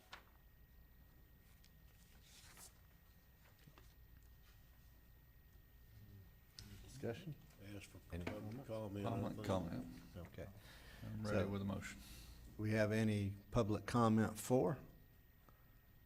Public comment against? Seeing none?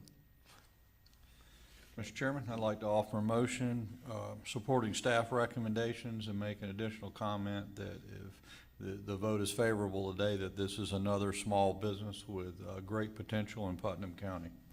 Good deal. Second. Okay, so we have a proper first and a proper second. Okay. All those in favor say aye. Aye. Aye. All those against? Okay, so moves. Any other discussion? None. Seeing none? Thank you. that's- Thank you. Thank you. All right, so we'll move to appointments. Now, I'll go over to Mr. Lible. Do you have any appointments? I don't have any this week. Okay, Mr. Pickens? Yeah, I do. I'd like to reappoint Stuart Ryder to the Better Place Plan, our Oversight Committee. Okay. Mr. Turner? I have none this week, thank you. I have none, sir. Okay, Mr. Harper. Okay, and I have none, so we'll close that part. And we will move to Mr. Suggs. Yes, good morning, Mr. Chairman. Just a couple things. Just to let you know, commissioners know that we are full steam ahead with budget workshops with our department heads. We're probably about halfway through. The first week of June, I believe beginning June 4th and 5th, we have the constitutionals, which you folks will be sitting in on as well. So we've got those scheduled. Things are going pretty much what we expected, slow in that area, but we're trying to go through this thing with as much vision as we can on each budget line to see where we're at, see what we can do to help Putnam County, help this Board of County Commissioners, help our citizens out.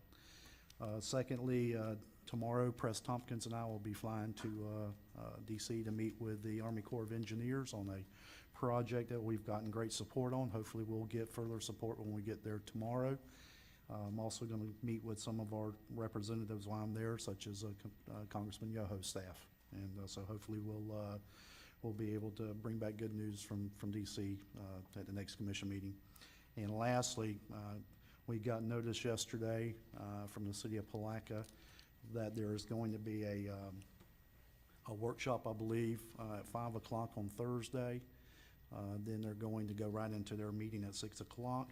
Workshop is going to be discussing proposed increase to their water and wastewater rate structure, which will be very detrimental to what we're trying to do here at Putnam County.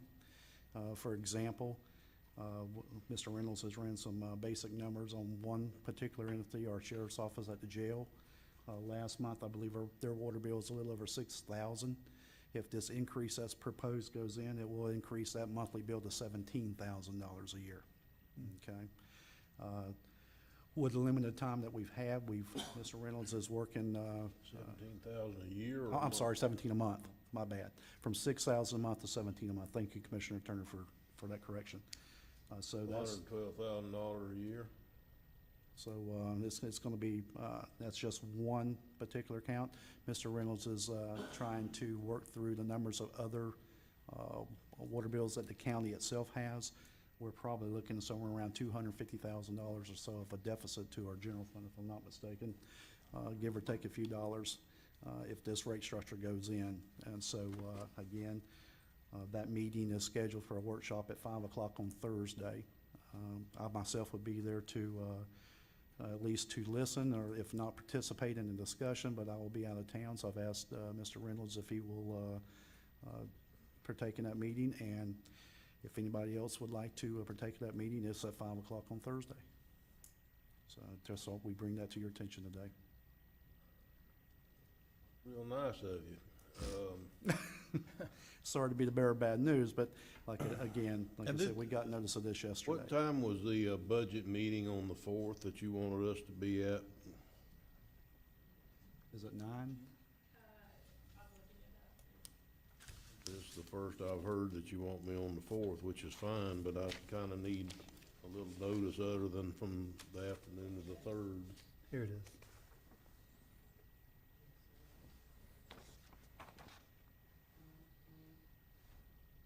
Was that in our packet and I just missed That it? was in your box. Probably what, month In my ago? box? Maybe I ain't special as you are. It wasn't in my box. I don't know. You don't have a cubby? I'll get Is you it a at 10 copy. o'clock, Stacy? What is the date of the one on the 4th? Why don't you take a picture of it with your phone? Then you'll have it. I'll get somebody to give me one of them. I just want to stick it in there for the 4th at 10. Mr. Chairman, can I ask a question? Or Mr. Turner, are you done with the I'm floor? done for now, yes, sir. would it be appropriate for us to attend that 505 meeting? And, I mean, we're going to speak on our own behalf, and I know what we're going to speak about, but is that, we're not going to break any sunshine laws, or? I'll jump in on that one. Thank you. You just have to be careful, not to discuss anything that might come before you for a vote in the future. Yeah, but anything at that meeting's coming to us for a vote in the future because, well, Yeah. So we can't talk about drilling our own well? Yeah, we can. That would be correct.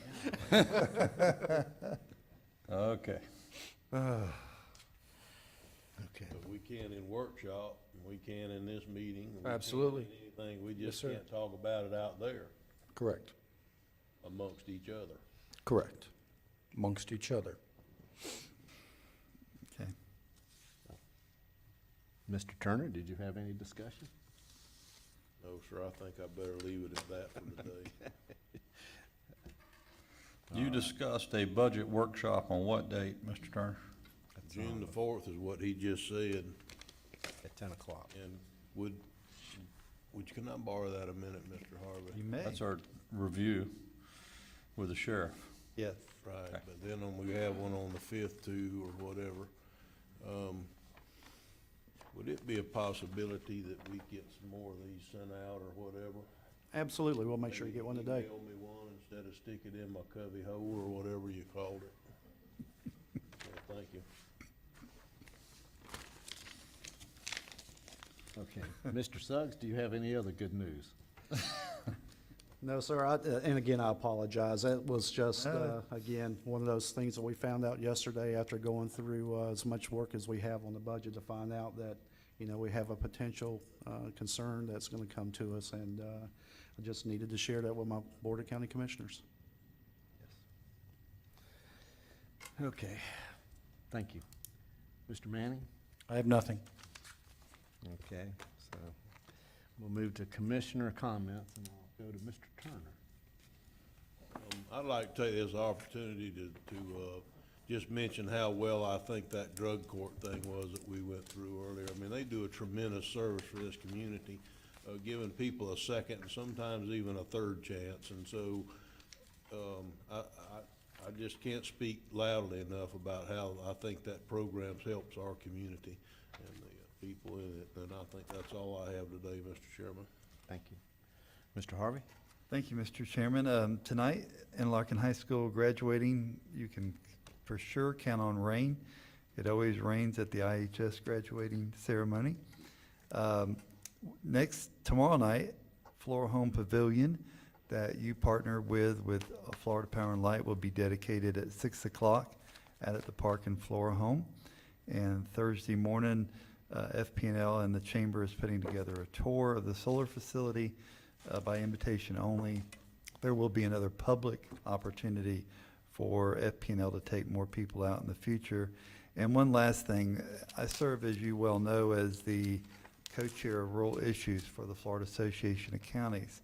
And I received a call yesterday from Chris Doolin asking if I would attend the RAO meeting, Rural Economic Opportunity Meeting in Ocala, representing my position on the board in the internet or the internet arena. So I would ask in this public meeting, Mr. Turner, you worked very hard on that subject. If there's anything you could share through our administrator that I could take with me, I would be Yes, glad to do that. Thank you, Commissioner Harvey. We actually put together a set of talking points for Congressman Yoho's office.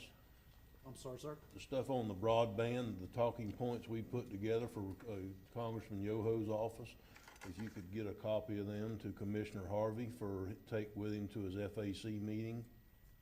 Can do. Thank you, Mr. Turner. Thank you, Mr. Chairman. That's all I have. Mr. Lible? Okay. Help. Putnam County Animal Services,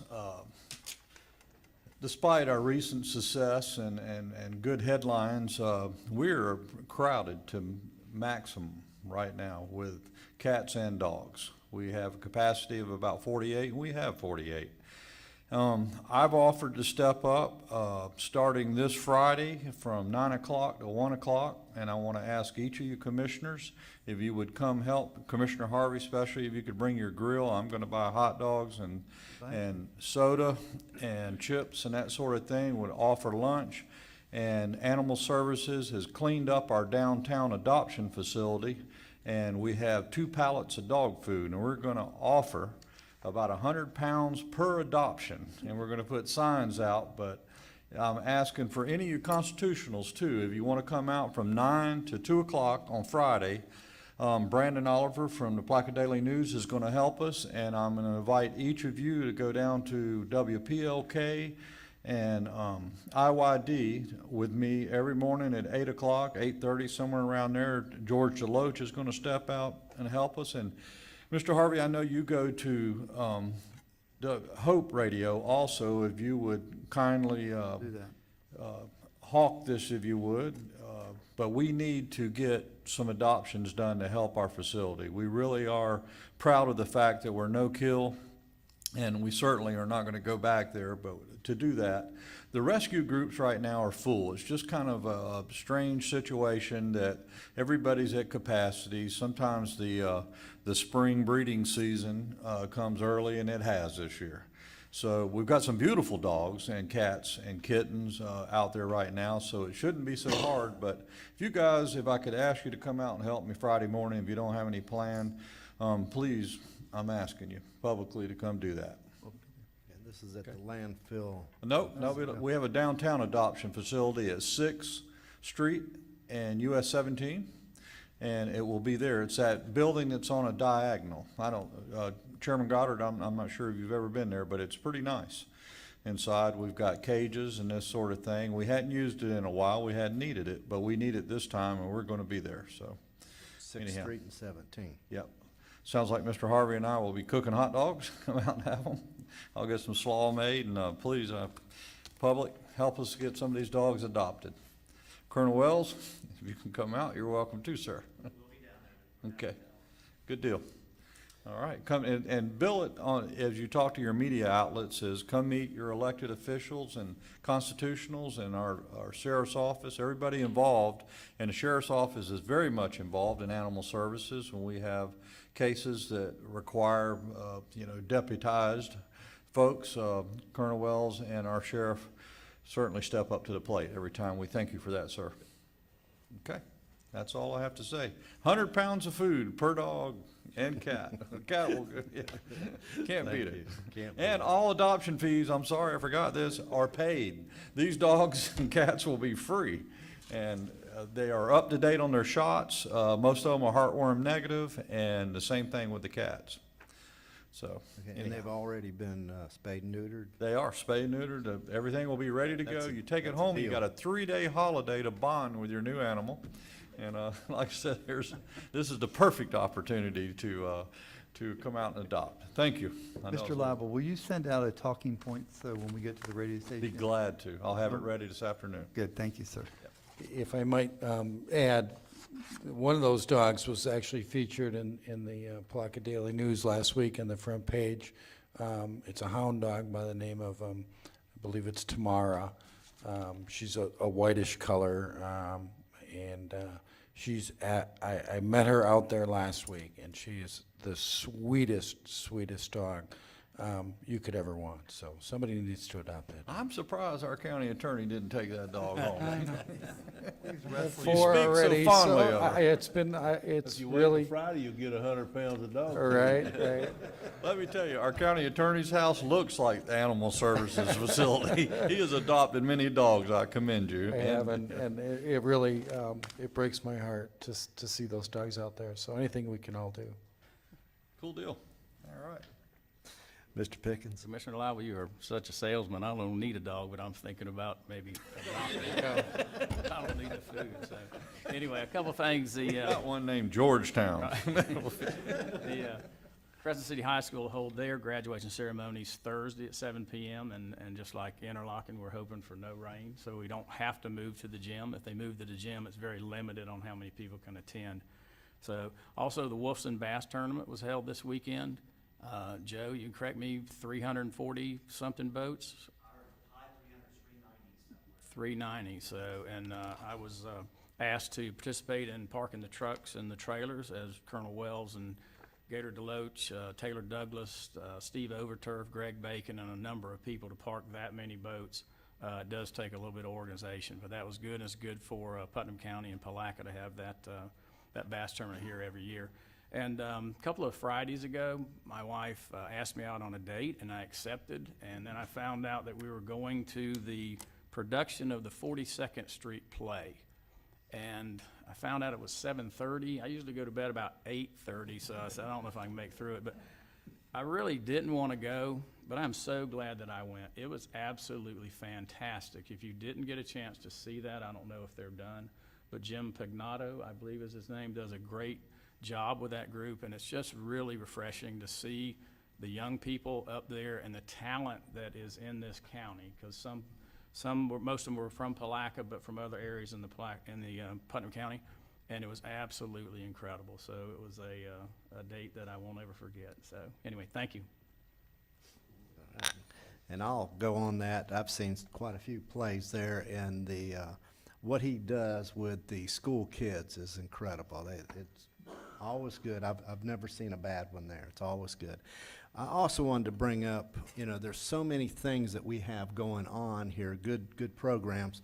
Last night I was at PALS, and that's in conglomeration with the sheriff's office, and they do boxing. That's not something I ever got into, but they do boxing, and but it was just great to hear those kids last night, and we need to congratulate all of those that are graduating. That's a big goal across all our schools. But Celebration for the ones that are graduating from high school every year. This year we had 2 of our PAL kids graduating from Crescent City and 1 from Palaca.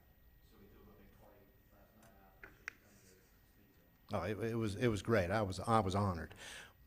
But one of the things that I thought that really hit home was one of the fellows there was speaking that he was a resource officer at Crescent City, and he basically, there had been 2 when he came there. They lowered it down to 1, and there were 7 fights a day at Crescent City. And now, with these different programs that they've put in, working with the kids, being mentors to these kids, astronomically, there's about 7 fights a year. From 7 a day to 7 a year, which, high school, there's always a little bit of tension sometimes. But it's just great, these programs that we have here, and a lot of people, we just don't know about these programs, but get involved with a program somewhere, somehow. They really make a big difference. With that, I just want to